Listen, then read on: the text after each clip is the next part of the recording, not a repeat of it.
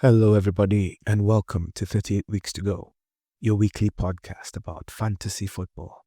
In case my voice sounds a bit funny today, I am struggling through a cold or a flu, I don't know. The worst one. So please forgive me. Gameweek 6 is done. And how did it go for you? With an average of 46, it means it's better than last week's 41, but not so much, so I guess we still didn't do too well, collectively speaking. Why? Let me go through a couple of things. Well, it was quite an interesting thing this week. There were a lot of penalties and non-penalties. Bruno gets a penalty, he misses it, so that messed up a bunch of people. You get the gyokeres thing, which was possibly a penalty, but then not really, but it should have been. You have Gabriel handballing, wasn't a penalty, could have been. Chelsea, for the second game week in a row, get a red card, and I'm sure a bunch of people captained like João Pedro, and the game just changed for them once they conceded that penalty. That red card. Liverpool got beaten. Deservedly so, too. Salah did nothing again, and there were no late heroics for them. Leeds put up a big fight, and people were expecting more from Bournemouth. Haaland delivered. And for all of us that have Haaland, we all know that he saved our game week.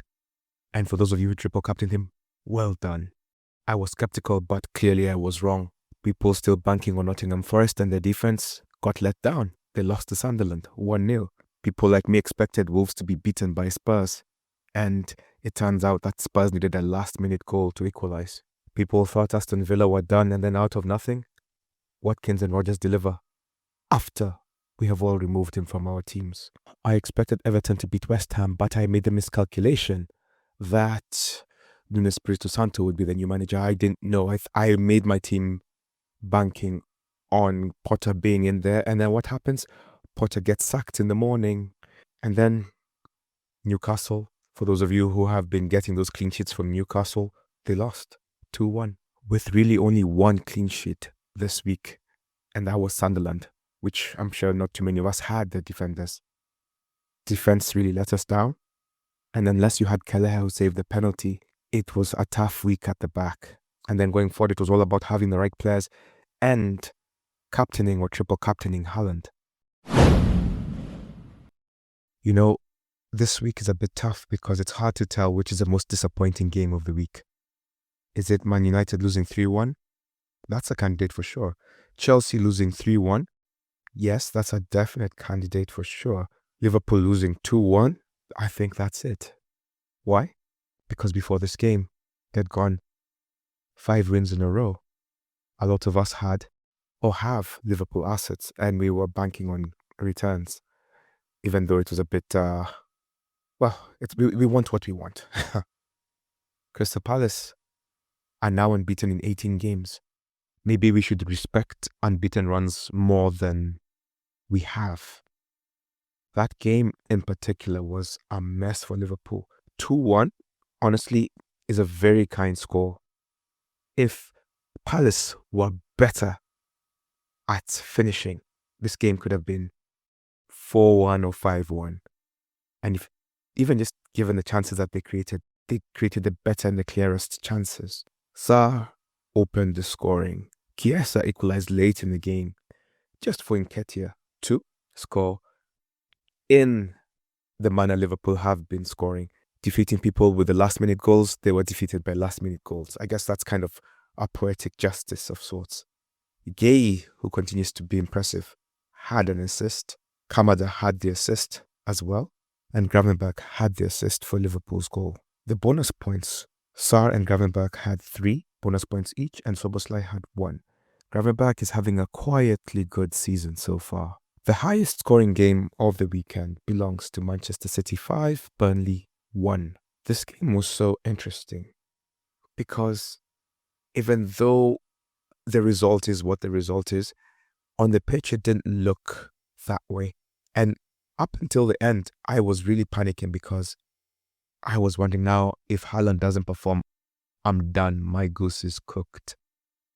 And then Doku, who has been so good this season, sneaky good this season.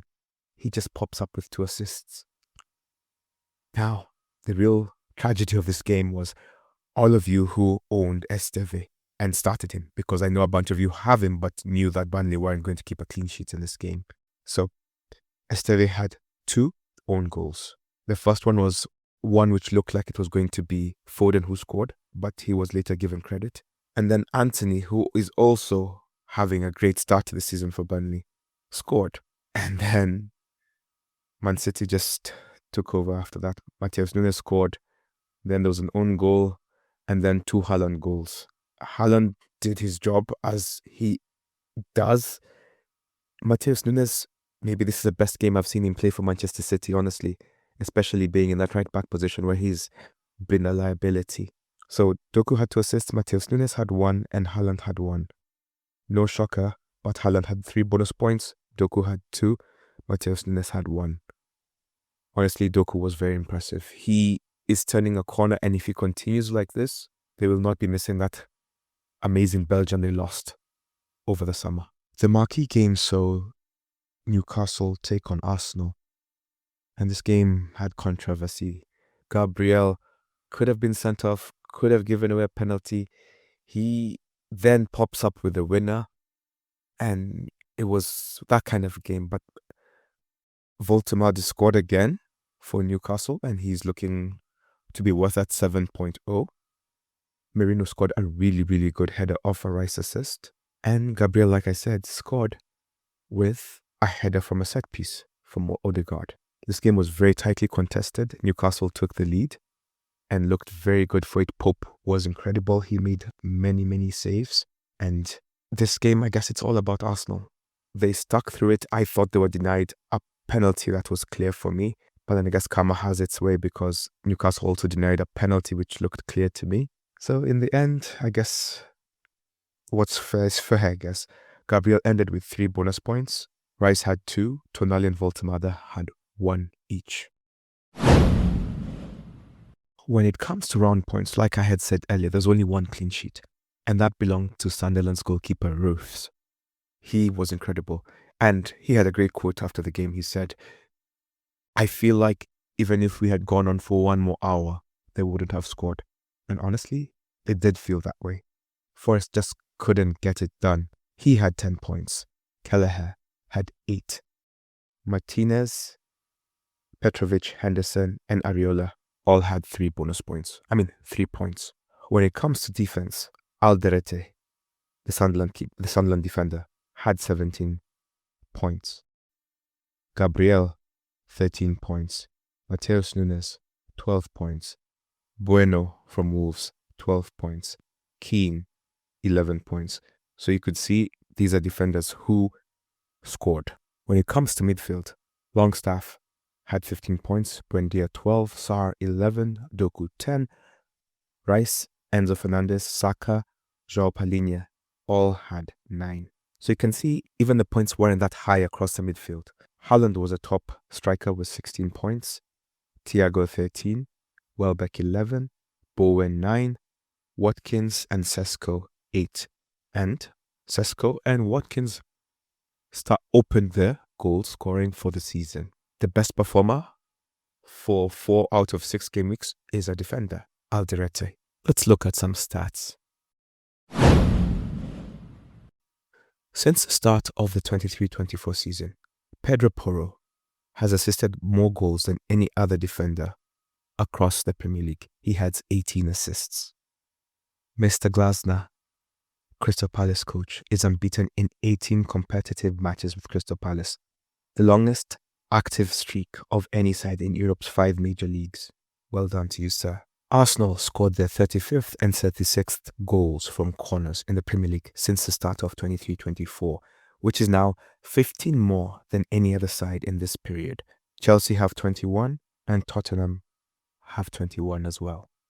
It was the 84th minute when Arsenal equalized against Newcastle, and this was the second latest that Arsenal have trailed before equalizing and going on to win.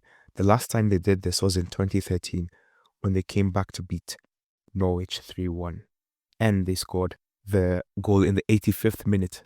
And it was Mikel Arteta who scored the equalizing goal. Aston Villa finally picked up their first win of the season, and it was their 6th game, which is the furthest into a league campaign they've had to wait for their first win since 1969-1970. And in that season, they waited and up until their 10th game. Raul Jimenez is the first player to start, score a goal, and then be subbed inside 11 minutes of a Premier League game since Samuel Eto'o did it for Chelsea against Arsenal in March 2014. Job done. For the first time since 1994, Chelsea, Liverpool, and Manchester United all lost on the same day. In this game week, there were 8 goals scored in the 90th or more minute in the Premier League, the most ever in a single day in the competition's history. Sunderland have had a great start. They have 11 points from 6 Premier League games. This is their most in the top flight at this stage since 1967-68. So far, it's looking good for them. So, Nketiah made kind of history this weekend.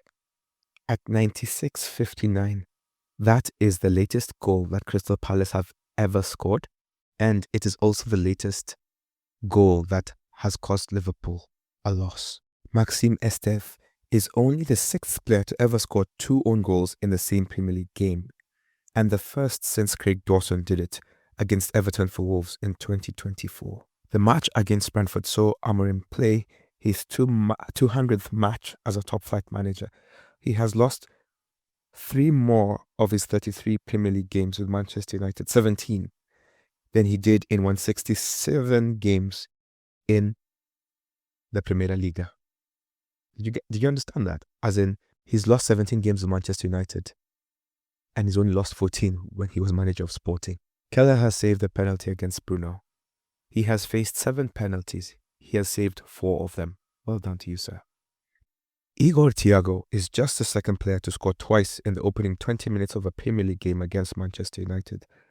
Alexis Sanchez was the first player to do this in October 2015. He did it in 19 minutes. Since Graham Potter's first game in charge, 14th January, West Ham have won fewer points than any other ever-present Premier League side, 23. It seems the writing was on the wall. I think very highly of him, but it seems like maybe he was only a one-team manager type of guy. Only Avram Grant had a lower points per game average in the Premier League among permanent West Ham managers than Graham Potter. So this makes him maybe the 2nd worst manager ever. Wow. Moises Caicedo has made both the most tackles, 21, and the most interceptions, 15, of any player across Europe's Big 5 leagues this season. Talk about being a great disruptor. Liverpool have scored 6 goals in the last 10 minutes of the Premier League this season.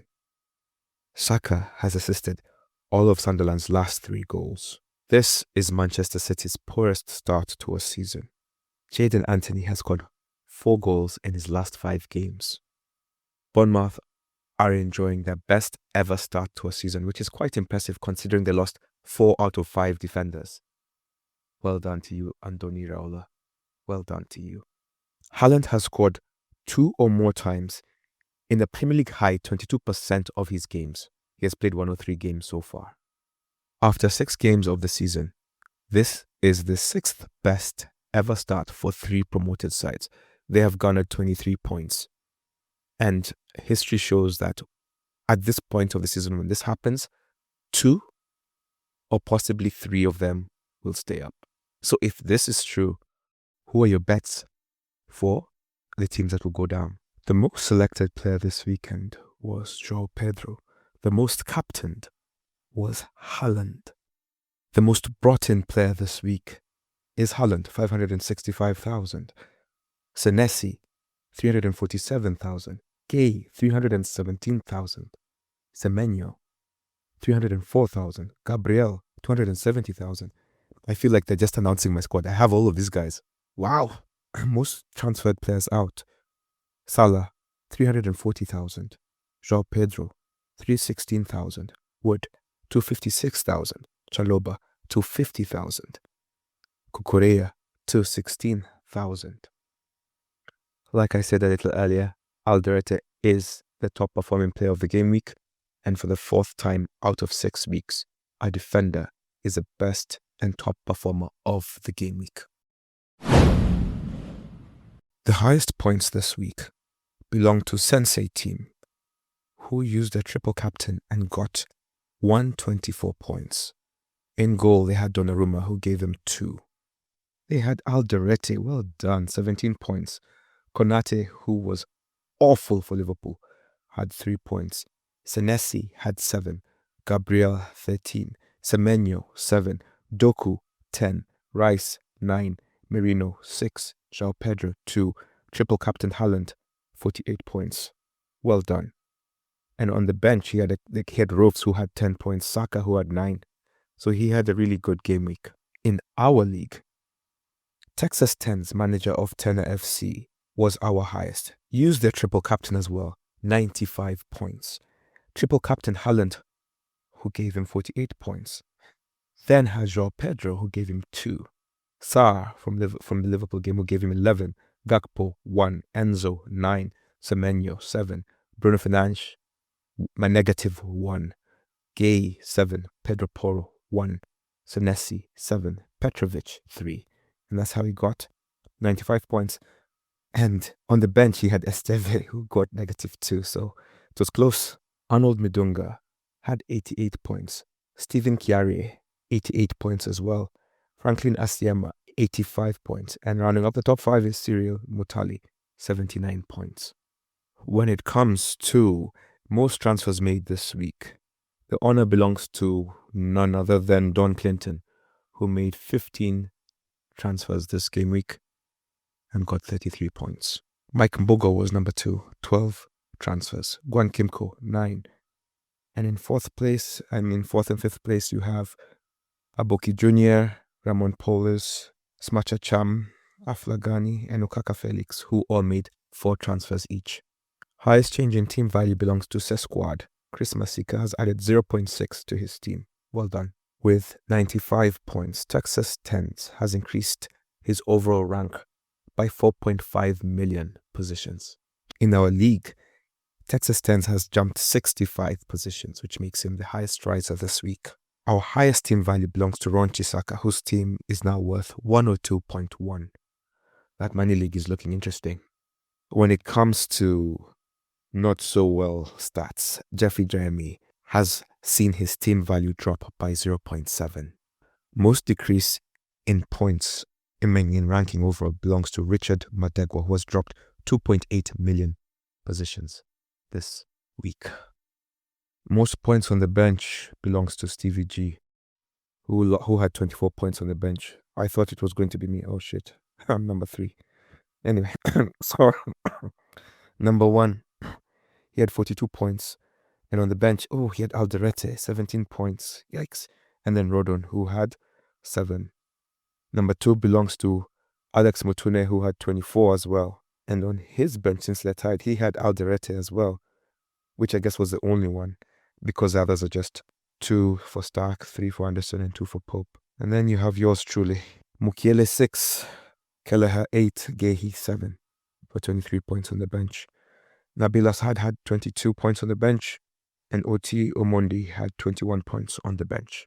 When it comes to streak of red arrows, Mr. Nabil Assad, who I've just mentioned, has seen his team dip for 5 weeks in a row. Alex Mutune, who had 24 points on the bench, has the lowest team value with 98.9. Hey, transfer flexibility will be tough. So, the lowest points this week belongs to Emmanuel Obuya, Explicit FC. If you thought you're having a bad week, this manager, Mr. Emmanuel, used his wild card. He used his wild card and then got 13 points. He had Pickford, who had 2.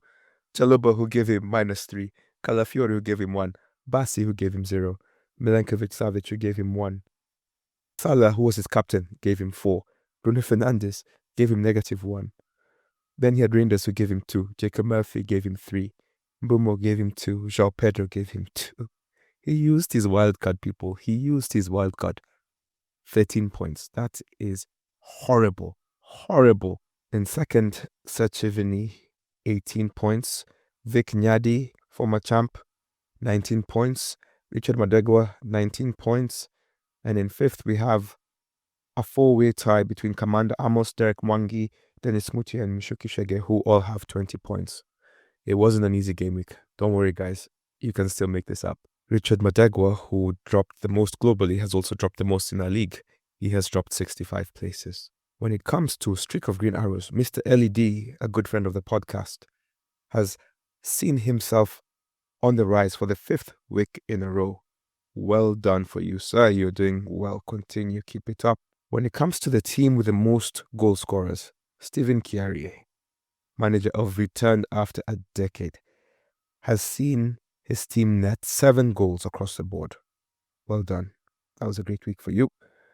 Alexander Mutune gained an impressive 44 points from the transfer decisions he made. Well done to you. Ashwin Lee has had a great week and he exceeded the expectations of the week. When it comes to captain choices, Haaland was the most popular captain with 90 of us choosing him. Second was Mo Salah, chosen by 48. And now you can see why most of you didn't do well. And then Semenyo was third, chosen by 12 people. João Pedro was captained by 11. That explains it. Wood, captained by 5. Bruno, captained by 4. Richarlison, captained by 3. Gyokeres, captained by 2. Isak, captained by 2. Foden, captained by 2. That must have been so unlucky for you guys when Esteve got the own goals. Palmer, captained by 2. Mbumo, captained by 2. Watkins, captained by 2. I guess he had to come good. People gambled with Saka, 2 of them. They lost. Kudus, managed by 1. And that disallowed goal must have been paid for. Hudson-Odoi, Reinders, Grealish, Gakpo, Van Dijk, Raul Jimenez, and Ndiaye were all captained by 1. Not as much variety as last week, but at least with this, you can see people had more coalesced ideas about who their captains would be, and for many of them, it did not work out. When it comes to our league table, we have a new leader, Mr. Leon Mortier, manager of Consa. And if you haven't yet, listen to the interview I did with him. It was a good one. He had 62 points. He's at top of the table with 386 points. Keep it up, Leon. Usif Umar, number 2, he dropped. He has 376. Madangani Kihoro, friend of the podcast as well, 376 points. Tied with Eric Moranga for 3rd place. And 5th, Martin Asawe, 375 points. Arnold Midunga, 374 points. Free Jeremy, 372 points. Kojo Danso, 372 points. Franklin Asiema, 371. And at number 10, Kojo Danso again, 368 points. So as you can see, from number 1 to number 10, it's barely 20 points. So it's still hot. Anyone can make it. From number 1 to 286 points, because number 1 has 386 points. That is number 130. If you are in this league and you're somewhere between 1 and 130, all you need is just 2 good game weeks and you'll be fighting for top 10. The new game week will kick off on Friday, and it will see Bournemouth take on Fulham. As you might know, there's Champions League / Europe fixtures happening this week. So as much as you can, delay your transfers for European teams that will be affected by the European fixtures. Bournemouth and Fulham. Now, their head-to-head is suggesting that Bournemouth have the advantage. Bournemouth have won 3, lost 1, and drawn 1. Bournemouth were very lucky to scrape a draw last time out against Leeds, while Fulham were beaten convincingly by Aston Villa. So both teams will be looking to do better. Now, it isn't clear the extent of Raul Jimenez's injury, and Muniz is still possibly out. So they're going to have a problem up front in terms of having a striker. So this might yield points for some random, maybe they'll put Harry Wilson up top, or maybe they'll start some young guy. It's not clear. But King is looking very good for them right now. And if I was to recommend 3 players from Fulham, I would say Iwobi, King, and Wilson. For Bournemouth, I would say Semenyo, Evanilson, and Senesi. Leeds will take on Tottenham. Now, as it stands, the injury report isn't clear, so we don't know who is available yet. Tottenham were unimpressive against Wolves, and so far they've had 2 duds. And it just goes to show that Tottenham are still as inconsistent as they have been. I honestly thought they'd rip Wolves apart, but then that didn't happen. Now, this is a promoted side, but these promoted sides have had their best start to the season. On paper, it should be Tottenham's game to win, but in reality, I don't think so. Leeds got an impressive draw. In fact, a draw was was earned by Bournemouth rather than them getting the draw. They were good and they played really well. Now, with Leeds players, it seems like it's not quite easy to recommend a single player because there's no single standout. You have Longstaff performing, you have Dominic Calvert-Lewin, you have Rodon, you have Goodmanson. Basically, Leeds have options. They're kind of like a poor man's Bournemouth. And with that, it's not very easy to recommend 3 players to be looking at, but I'll just start with the goal scorers. I'll go with Rodon, Longstaff, and then I'll say Dominic Calvert-Lewin. I know Stark will have something to say this weekend, so let's just see what happens. On the Spurs end, Kudus was the most dangerous Spurs player last time out. I would still say Richarlison and maybe João Pellegrini. Arsenal take on West Ham. And not just any West Ham, a West Ham managed by Nuno Espírito Santo. Honestly, if it was Potter, this game would have been a whitewash. I still think it's probably too soon for Nuno to put his mark down on his team, but I still think there will be a competitive game. And even though I still think Arsenal will win, I'm not sure it's going to be the walkover I thought it would have been previously. Now, if you believe in West Ham or Espírito Santo, I guess this is a time to start thinking about the defender to get, because as they go on, they will become more compact and more solidly dependable at the back. And honestly, they have a defender called Diouf, who should be your first choice. He has assists, he takes the set pieces, and I think he'll be somebody to watch out for. He's sneaky good. Outside that, you have Paqueta and Bowen. Those are the 3 West Ham players I would recommend. For Arsenal, I think this is the right time to get into Arsenal defense. If you haven't already, I would start with Gabriel or Calafiori. Saliba is not yet fit enough or consistent enough. He seems to be, him and Mosquera will be doing this thing where they're subbing each other until Saliba is good. So I wouldn't encourage Saliba / Mosquera. But the other 3, yes. Timber, Calafiori, Gabriel, and even the goalkeeper now. Then moving up top, if you have the money for gyokeres, that's fine. But I think midfield is where Arsenal's power really is. And should you choose well between an Odegaard, Rice, and a Saka, or even an Eze, that is where it is. But I would say Gabriel, Rice, and Saka. In their last 5 games, West Ham have beaten Arsenal 3 out of the 5 times they've played, and they've lost the other 2.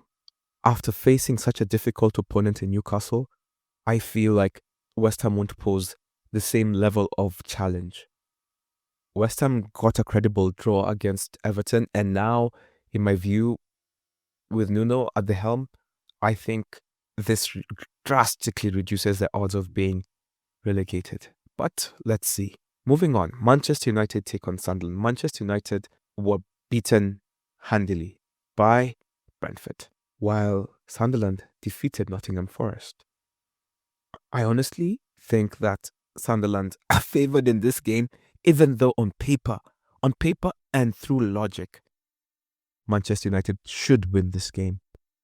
But honestly, if they don't win this game, honestly, I don't know what they're going to keep Amorim for. But I guess who will you replace him with? But he's horrible at this point. Now,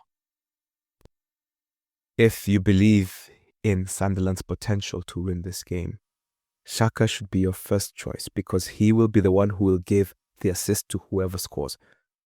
You can choose anyone at the back, being either the keeper Roofs or maybe Mukiele or the goal scorer Alderete. And then, so if you choose one defender, then you have Mr. Saka. Up front, just choose Isidore. On the Manchester United end, honestly, they should win this game. And if you believe so, I think Bruno, Sesko, and Fernandes are your best bets because Mr. Fernandes will still be on penalties should they get them. Bumo looked great. Cunha didn't look good in the last game, so I'm not very high on him right now. Amad Diallo missed the last match because of a death in the family, so we don't know if he will be back. So I would say Sesko, Bumo, Fernandes. Watching last night's game, I saw Chelsea take on Benfica's team managed by Jose. They won 1-0 with a very random squad. It really seemed like they were really resting guys for this encounter because they're playing Liverpool. Chelsea got a red card in Europe last night. So that makes it 3 games in a row that they've gotten a red card. Now, Chelsea seem to be lacking a lot of discipline. And it is therefore very hard to bank on them right now because they're missing players through injury and suspension. Now, do you think they'll do better against Liverpool? Liverpool also lost last night in Europe. So both teams will be looking to improve. Liverpool were beaten by Crystal Palace, while Chelsea were beaten by Brighton after they got the sending off. So both teams are coming off losses and will be looking to do better. Now, Isak started ahead of Ekitike, and now Ekitike will be back. Does this mean Isak will go to the bench? This will be something interesting. They haven't yet lost in the league with Ekitike starting, so maybe they'll bring him back and bring Isak on after. I don't know. Or maybe they'll put Isak on one wing or Ekitike on one wing. Now the real problems and the headaches begin. And we're going to understand the logic behind the team selection of Liverpool. Now, if you believe in Liverpool, this is a big game. So I would say Szoboszlai will feature somehow. I would say Salah if the penalty is gotten. And then you can choose between Ekitike and Isak. On the Chelsea end, honestly, it'll be Pedro Neto, João Pedro, and Enzo Fernandes, if anything comes out of this. I wouldn't encourage any of you guys to get into their defenders in this match if you don't already have them, because they're not good defensively, both teams. So, yeah, their most recent head-to-head shows that Liverpool have 3 wins, there's 1 draw, and 1 loss. So Liverpool are favourites. But with all these many moving parts that they have, it makes them a bit vulnerable since it doesn't seem like they've quite settled into who they are yet. Sunday, we'll see Aston Villa take on Burnley. And this game, in my view, will be quite competitive. Aston Villa have just rediscovered their goal-scoring form and they finally won their first match of the season. Roger, Watkins, McGinn, out of the bat are the first 3 I recommend. From Burnley, I would say Foster, Anthony, and Cullen. Those are the 3 I would recommend. Both teams, this should be a competitive game. I think Aston Villa are favoured, but they might possibly be playing in Europe and have a hangover. So let's see how that goes. Moving on to Crystal Palace versus Everton. This should be an entertaining game. Personally, I'm hoping for a 0-0 draw because I have Pickford and Gay. But Crystal Palace have proven to be a difficult team to beat. 18 games unbeaten doesn't come easy. Everton are having a good start to the season. They're a solid team. Now, if you believe in Everton, it's still Grealish, Ndiaye, and your choice of defender, be it Mikalenko, Tarkowski, or Pickford. On the Crystal Palace end, Gay has been great. Mitchell has been great. Mateta has been good. Sarr is back and he should be useful. So a combination of those players should be the people you should be looking into right now. When it comes to their head-to-head, Everton have won 3 and drawn 2 of their last 5 encounters. So you could say Everton, the slight favourites, or if not overwhelming favourites. You know, we overlooked the Aston Villa versus Fulham stats last week, in terms of their history. And Aston Villa just came good, and even if they're in poor form, they just came and did the business. And that might be that kind of game for Crystal Palace. Everton might just be their bogey team. Newcastle versus Nottingham Forest. Now, Newcastle have been difficult to beat and to break down. They have lost. And they lost to Liverpool and to Arsenal. Credible losses. And they fought in all of those games. Forest have Ange at the helm, and his team is not good for defense. So in theory, this should be an open game with both teams looking to score. I think Newcastle have the upper hand. I think you should stick with Voltemada, Jacob Murphy, and Tonali. And if you already have the defenders, keep them. Nottingham Forest, honestly, at this point, I'd be getting out of Nottingham Forest. Even as I read the facts earlier about transferred players out, you're seeing people getting rid of Wood. Now, Ange doesn't know who his best squad is. That is clear to me. And as he tinkers around and tries to figure it out, they're not going to be doing well. I'm not confident in Forest at this point in time. And I would say if you're looking to get into them, I mean, he rested Morgan Gibbs-White in the last game. So I'd still say Wood, Hudson-Odoi, and Doye. But I have no confidence in Nottingham Forest, so I wouldn't recommend you to get into Forest at this time. I would look at the history, but the managers matter. And Ange is not Nuno Espirito Santo, so, both teams were beaten last time out, and both will be looking for improvement. Sunderland beat Forest, so they need to improve drastically. Anyway, moving on. Wolves versus Brighton. Wolves looked encouraging against Tottenham last time out and maybe deserved to win that game even. Brighton took advantage of that red card and they were ruthless. Welbeck played really well, had 2 goals. And he will be the first person I recommend. Mente is the second. And the Koipa. For Wolves, I would say Bueno, Munetsi. Yeah, that's it. I have no confidence yet in Wolves, but they do look to be playing better and they're looking to be a bit more compact. So let's just wait and see. I would really not be looking for Wolves players right now. Brentford take on Manchester City. And it's a kind of thing where you're like, are Brentford good now because they beat Manchester United? Or Manchester City good now because they beat Burnley? Honestly, I look at this game and I'm tempted to use my triple captain for Haaland. That's to sort of play catch up. I think if you're looking at this fixture, Manchester City should be favourites. Brentford are not the same team as they were last time under Mr. Thomas Frank. I would say Foden, Haaland, Doku. Those are the 3 bets in this game. 4, Brentford should be looking to get into this game. Igor Thiago, Mr. Damsgaard, and Shada. Yeah. When it comes to looking for a captain in this game week, looking at Bournemouth versus Fulham, Semenyo is a good shout for captain. Leeds versus Spurs, I wouldn't choose a captain. I would choose Semenyo over a captain in this game. Arsenal versus West Ham, I would choose a captain in this game. I wouldn't shy away from choosing a defender.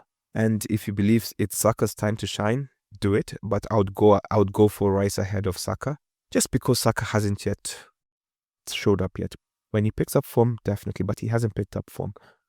You're probably better off with a Merino or a defender. Man United versus Sunderland. Honestly, this looks like an easy game for a captain, but that's what we said last week. And then Bruno gave us -1.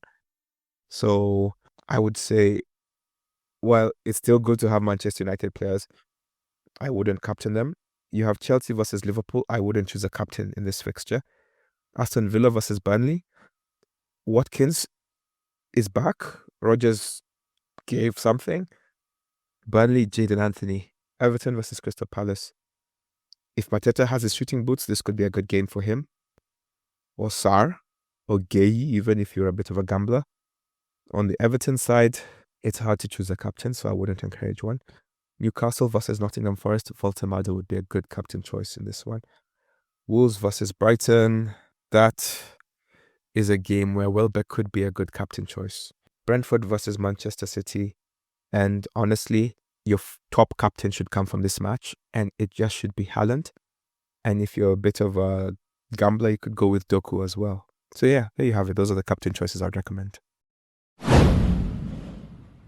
When it comes to the FPL FDR, we have Arsenal. They take on West Ham, Fulham, Crystal Palace, Burnley, and Sunderland.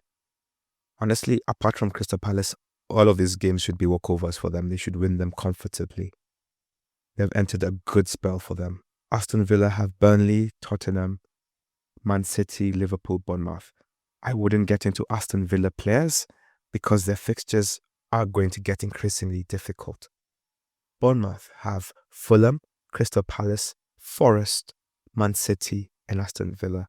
With Bournemouth, just believe in them and just take their players. They tend to do well against anybody. They're competitive.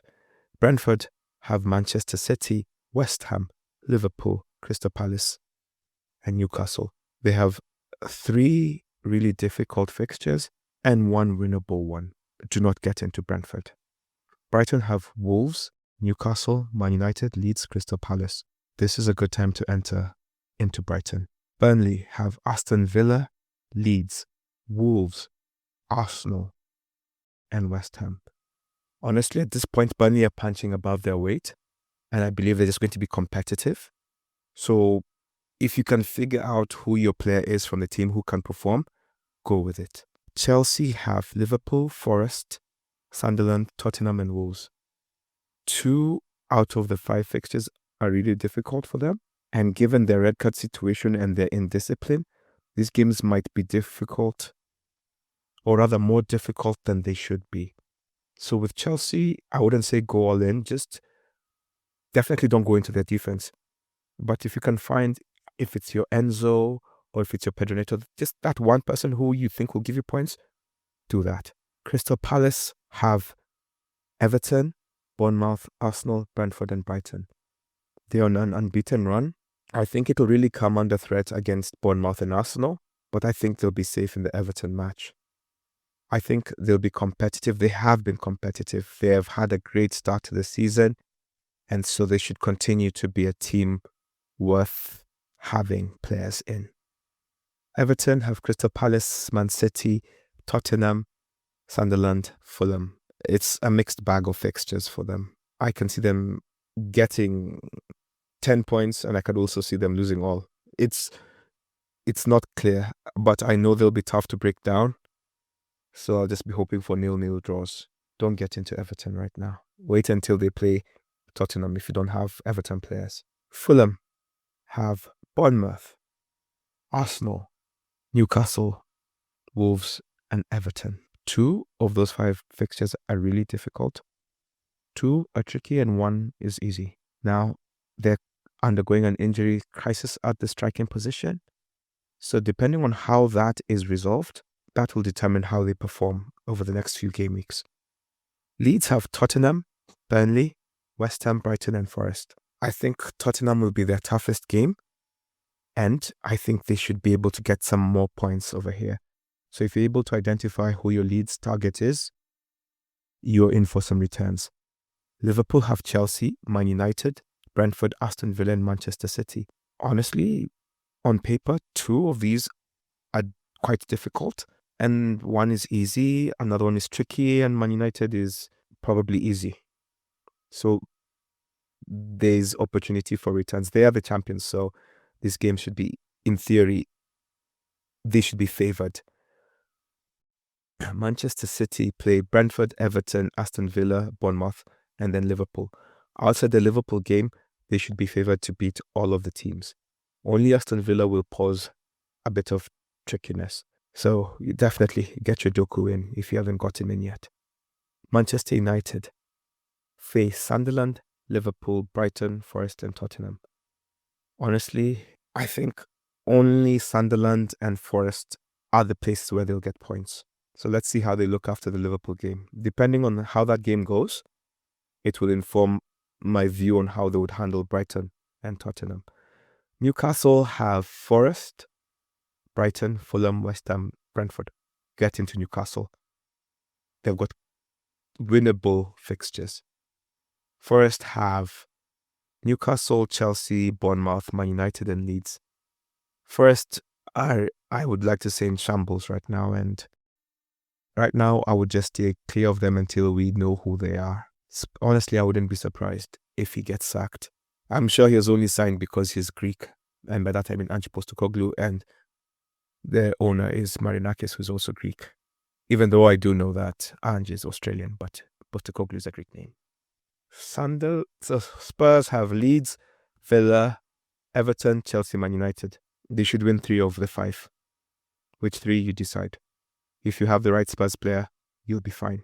Sunderland have Man United, Wolves, Chelsea, Everton, Arsenal. Sunderland are so far punching way above their weight. So I believe that will continue to happen. They will continue to be competitive. And so I would encourage you to just get into them and just stick it out. West Ham have Arsenal, Brentford, Leeds, Newcastle, and Burnley. Now, West Ham have a new manager. The new manager bounce, you could see they didn't lose against Everton, which I thought they would have if Potter was there. I think they will be beaten by Arsenal. But then after that, this is when we will see who West Ham will be. The fixtures after that will show us their true colours. Wolves have Brighton, Sunderland, Burnley, Fulham, Chelsea. 2 out of the 5 are winnable. And should they not get a victory by the Burnley game, I think his time will be up. And yeah, that's FDR. Remember, there's still European fixtures tonight and tomorrow. If your possible players are going to be affected, wait for the matches to see who they will be. And also remember, European fixtures, there can be a hangover in the Premier League game. So look out for that as well. Apart from that, have a great remainder of your week. Thank you for bearing with me through my cold. Bye-bye. And remember, Gameweek starts on Friday.